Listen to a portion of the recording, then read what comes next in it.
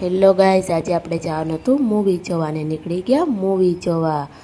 અને આપણે તો પછી પહોંચી ગયા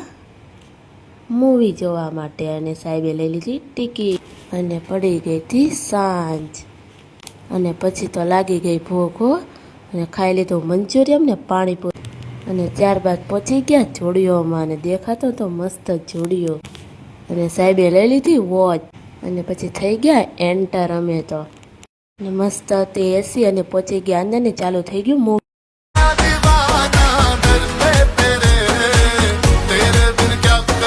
પછી તો આવી ગઈ એની માં મોની રે ઓ ભાઈ છે ને બાકી મોની રોય